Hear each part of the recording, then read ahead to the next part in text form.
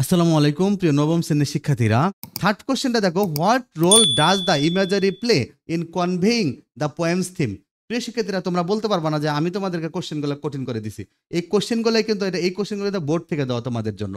ওকে, দেখো, what roles does the imagery play in conveying the theme poem's themes. এই যে এই কবিতার থিমের মধ্যে যে ইমেজারিগুলো ছিল, এগুলো কেমন ভূমিকা রেখেছে কবিতার থিম প্রকাশের ক্ষেত্রে। ইমেজগুলো দেখো, আমরা দেখি এখানে অনেকগুলো ইমেজারি ছিল। এখানে তোমরা পিটা বড় হাতে লিখবা যে poet uses strong images. The poet uses strong images মানে কবি কিন্তু এখানে শক্তিশালী অনেক পাওয়ারফুল ইমেজ ব্যবহার করেছেন। যেমন তিনি বলেছিলেন যে like a bird on a wire, মানে তারের উপরে বার্ড, হ্যাঁ, এ ওম অন এ হুক, মানে আবার কাটার উপরে একটা ক্রিমি, টু এক্সপ্রেস ফিলিং, মানে তার ফিলিংগুলো প্রকাশ করার জন্য তিনি এই সমস্ত ইমেজের সহযোগিতা নিয়েছিলেন। This image helps us understand the struggle, pain and regret he feels inside.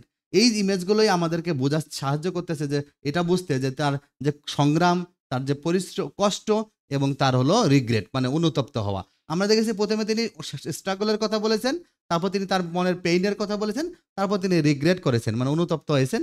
এগুলো যে তার মনের মধ্যে ছিল, এই কথাগুলো কিন্তু আমরা জানতে পারি এই ইমেজারিগুলো থেকে। তাহলে ইমেজারিগুলো এগুলো সুন্দর করে ফুটিয়ে তুলছে, কারণ like a bird on a wire, তারের উপরে পাখি, মানে সে অনেক স্ট্রাগল করতেছে সেখানে টিকে থাকার জন্য, কবি জীবন স্ট্রাগল করেছেন। আবার এ ওয়ার মনে হুক, কাটার মধ্যে ক্রিমি আটকা পড়েছে, মানে কবি নিজেও ফেসে গেছেন, সেখান থেকে তিনি বেরোতে পারতেছেন না, কারণ তিনি জীবনে অনেক ভুল করেছেন, এখান থেকে বেরো হচ্ছে। আবার তিনি রিগ্রেট করেছেন, মানে তিনি হলো যে অনুতপ্ত হয়েছেন, আমরা দেখেছি তিনি ফিক্স আপ করে দিতে চেয়েছেন এই জন্য। শিক্ষার্থীরা, নেক্সট যেটা দেখো, how does the poem reflect the poet's personal experiences. মানে how does the poem reflect, এই পোয়েমটা কিভাবে কি প্রতিফলিত করে তুলে ধরে দ্য পোয়েটস পার্সোনাল এক্সপিরিয়েন্সেস, মানে কবির ব্যক্তিগত অভিজ্ঞতা কিভাবে তুলে ধরে। দেখো একটা জিনিস, the poem seems to come from the poet's own life. The poem seems মানে কবিতা দেখে মনে হচ্ছে যে এটা কবির নিজের জীবনের কথা। হোয়ার হি হ্যাজ ফেসড ডিফিকাল্টিস, যেখানে তিনি সমস্যার মধ্যে পড়েছেন, অ্যান্ড মেড মিস্টেক্স এবং ভুল করেছেন। বাই অ্যাডমিটিং হিজ রংস, তার এই ভুলগুলো স্বীকার করার মাধ্যমে, অ্যাডমিট মানে এখানে স্বীকার করা, বাই অ্যাডমিটিং হিজ রংস, তার ভুল স্বীকারের মাধ্যমে, হি শোস আস, তিনি আমাদেরকে দেখিয়েছেন দ্যাট যে he is trying two be a better person, তিনি একজন ভালো মানুষ হওয়ার চেষ্টা করছেন। Which may be based on his real life experiences, হয়তো এগুলো তার ব্যক্তিগত অভিজ্ঞতা থেকে নির্ভর করে তিনি এটা বলেছেন। তারপর যে how does the poem reflect on the nature of human relationship, তার মানে প্রকৃতিকে কিভাবে মানুষের সাথে প্রকৃতির সম্পর্ক করে দিচ্ছে এই পোয়েমটা। দেখো, the poem talks about how we sometimes heart the people we care about, মানে পোয়েমটা কিন্তু আমাদেরকে বলে যে কিভাবে মাঝে মাঝে আমরা মনের অজান্তেই অনেকে ক্ষতি করে ফেলি। The poet feels bad for his mistakes, কিন্তু কবি তার এই ভুলের জন্য মানে তিনি কি করেছেন, খারাপ বোধ করেছেন, এবং প্রমিসেস টু ফিক্স দেম, এবং সেটা ঠিক করে দেওয়ার প্রতিজ্ঞা করেছেন। Showing that relationship can be difficult, যে but we can always try make things better. এইভাবে তোমরা এটা লিখবা। এটাকে আরো সুন্দর করে তোমরা লিখতে পারতা যে তিনি ন্যাচারাল এলিমেন্ট ব্যবহার করেছেন, ওম ওয়ার্ডটা ব্যবহার করেছেন, বার্ড ব্যবহার করেছেন, এগুলো ব্যবহার করে তিনি নিজের অভিজ্ঞতাকে প্রকাশ করেছেন। এভাবেও লেখা যায়, যে যেভাবে লিখতে পারো, তবে এটা তোমরা লিখলে 100% ঠিক হবে। এবার থার্ড যে কোশ্চেনটা দেখো, তোমাদের কি বলছে, রিড দ্য সেকেন্ড যে কোশ্চেনটা। প্রিয় শিক্ষার্থীরা, আমি তোমাদেরকে এ নম্বরটা কোশ্চেন অ্যান্সার করিয়েছি, এবার আমি তোমাদেরকে বি নম্বরটা শেখাবো। দেখো, রিড দ্য পোয়েম অ্যাগেইন, কবিতাটা আবার পড়ো। Identify 3 metaphors and 2 simile used in the poem. এই কবিতার 3টা মেটাফোর আর 2টা সিমিলি তোমাকে লিখতে হবে। Then explain the purpose of their uses, এবং তারপরের উদ্দেশ্যগুলো লিখতে হবে। প্রিয় শিক্ষার্থীরা, এখানে কোশ্চেনটা নাম্বারটা দিছে 5 দুগুণে 10, তার এখানে কিন্তু 3টা আর 2টা 5টা আছে। এই জন্য আমাদেরকে প্রত্যেকটা মেটাফোর কেন ব্যবহার করছে সাথে সাথে পারপাসগুলো লিখলে ভালো। অথবা যদি 5 দুগুণে 10 না থাকে, একসাথে 10 থাকতো, তাহলে আগে আমরা 3টা মেটাফোর আর 2টা সিমিলির নাম লিখে একসাথে পারপাস লিখতে পারতাম। আমি তোমাদেরকে 2টা প্যাটার্নে দিয়েছি, তোমরা দেখলে বুঝতে পারবা। তাহলে আমাদের পোয়েম ছিল এটা, তোমরা জানো।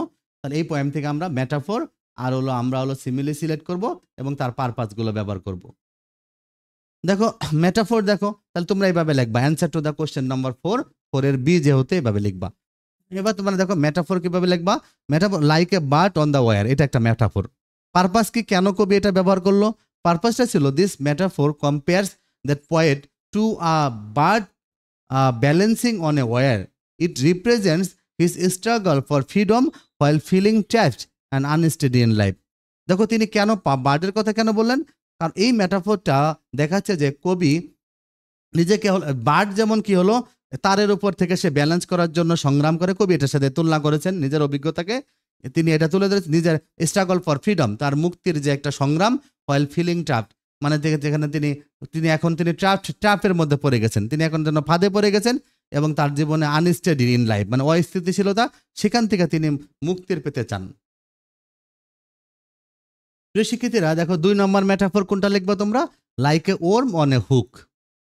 দেখো হুকের মাঝে একটা ওর্ম আটকা পড়ে গেছে, পারপাসটা কি, the poet is compare to a worm caught on a hook, মানে এখানে হলো যে কবি এটা দ্বারা কি করছেন, এটা তিনি তুলনা করেছেন কি, যে একটা তিনি বলেছেন যে একটা ওর্ম হুকে আটকা পড়েছে।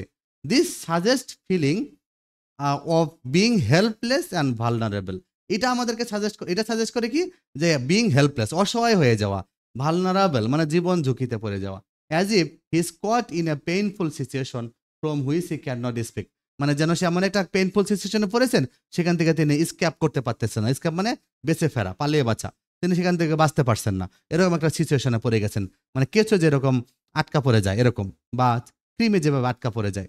এবার like a knight from some old fashion book, দেখো এটা একটা তোমার মেটাফোর লিখবা।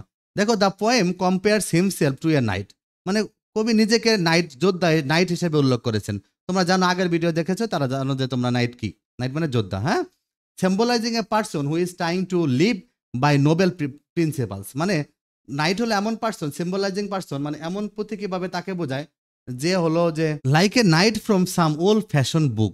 পারপাসটা কি দেখো, the poet compares himself to a knight, poet নিজেকে একজন নাইট হিসেবে কম্পেয়ার করতেছে, সিম্বলাইজিং এ পারসন ওই রকম একজন ব্যক্তি, এটা ওই নাইট হলো symbolising a person who is trying to live by noble principle, মানে তার নীতিগুলো খুবই নোবেল মানে মহৎ, অনেক ভালো চিন্তা তার, বাট পারহ্যাপস কিন্তু সম্ভবত in a way that no longer fits with the modern world, কিন্তু সম্ভবত তিনি মডার্ন ওয়ার্ল্ডের সাথে এটা ফিটস করে উঠতে পারতেন না, মানে খাপ খেয়ে উঠতে পারছেন না, তিনি বইয়ের পাতাতেই থেকে যাচ্ছেন।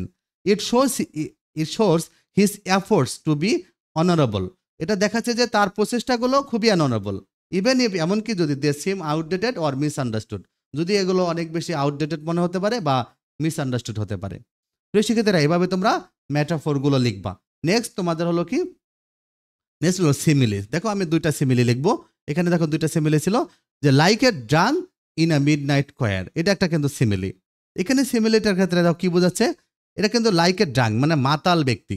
This simile compare the poet to a drunk person singing in a choir, মানে এই সিমিলি দেখাচ্ছে যে কি, কবি একটা তুলনা করেছেন যে একটা মাতাল ব্যক্তি গান গাচ্ছে, হ্যাঁ, মধ্যরাতের বেলা ফাঁকা রাস্তায় বাইরে গান গাচ্ছে, which shows his struggle to fit to in and be free, তা এটা দেখাচ্ছে যে তার সংগ্রাম ছিল, তিনি নিজেকে সে ফিট রাখতে চাচ্ছে, সে নিজেকে স্থির রাখতে চাচ্ছে এবং মুক্ত থাকতে চাচ্ছে, ইয়েট ফিলিং অকওয়ার্ড, যদিও তার কাছে অনেক অস্বস্তিকর, বাট কিন্তু অস্বস্তি আছে সে, কিন্তু সে বুঝতেছে না, or out of place in society, যদি সে সমাজের বাইরে থেকে আছে এটা সে বুঝতেছে না, কবির জীবন হয়ে গেছে এরকম।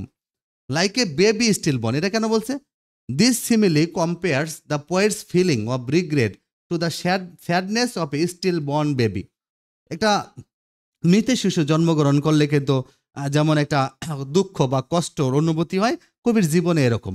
It expresses deep emotional pain and loss, মানে অনেক ইমোশনাল পেইন বোঝাচ্ছে, লস বোঝাচ্ছে, showing the impact of his past action on himself or others, কারণ সে যে অন্যদের সাথে যে কাজগুলো করছে এগুলো যেন সে মনে করছে সেগুলো ভুল করেছে। তাহলে এভাবে তোমরা প্রত্যেকটা মেটাফোর লিখবা আর সিমিলি লিখবা, তার সাথে তোমরা পারপাসটা দিয়ে দিবা। নেক্সট তোমরা আরেকটা কাজ করতে পারো, তোমরা পারপাসটা আলাদা করে লিখতে পারো, যদিও আমি এটা সাজেস্ট করি না, তারপর তোমরা আলাদাভাবেও পারপাসটা লিখতে পারো যদি তোমরা চাও। দেখো কিভাবে লিখবা তখন, the metaphors and similes are use to express the poet's emotion, struggles and regrets, they help paint a clear picture of how he feels stuck, vulnerable and sorry for his mistakes. Each metaphor and simile adds depth to the poem, making it easier for the reader to understand the poet's inner conflict and his desire to be forgiven and free.